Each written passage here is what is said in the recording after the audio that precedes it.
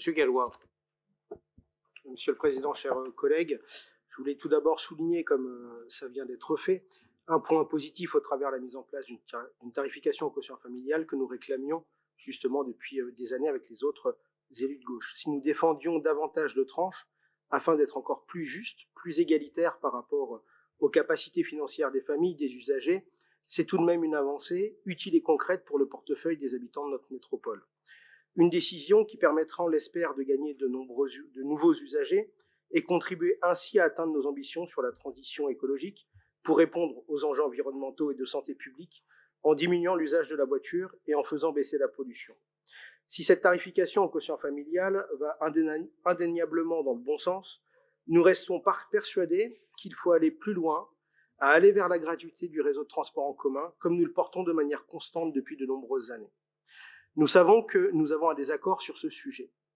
Vous nous y opposez son coût, nous vous répondons que c'est un choix politique, qu'il ne faut pas l'appréhender que sous son angle d'une dépense, mais aussi comme un investissement pour l'avenir, utile socialement et écologiquement.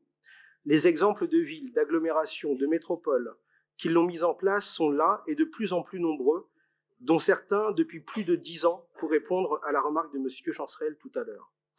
Aubagne, Châteauroux, Bourges, Niort, Dunkerque, Montpellier, et d'autres s'y engagent par étapes, partiellement, comme c'est le cas pour Clermont-Ferrand. Et les résultats sont probants. Un gain d'usagers et une hausse de la fréquentation des réseaux de transport en commun, une diminution de la circulation automobile et donc une ville plus apaisée,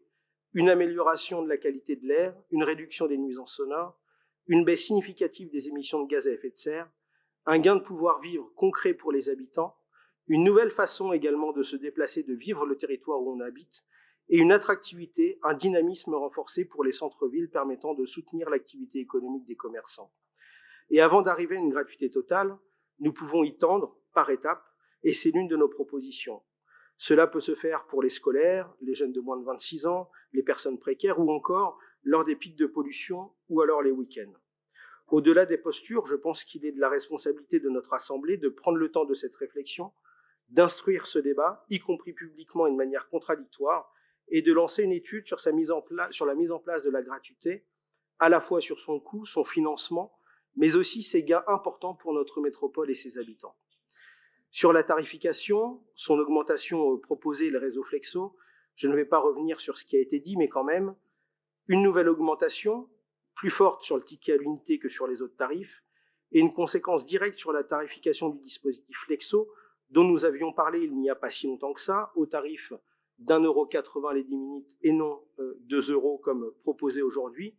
tarification que nous jugions déjà excessive et un fonctionnement qui, pour nous, ne permet pas de répondre aux volontés de déplacement à vélo plus long pour relier les villes entre elles et ne prenant absolument pas en compte les propositions faites en février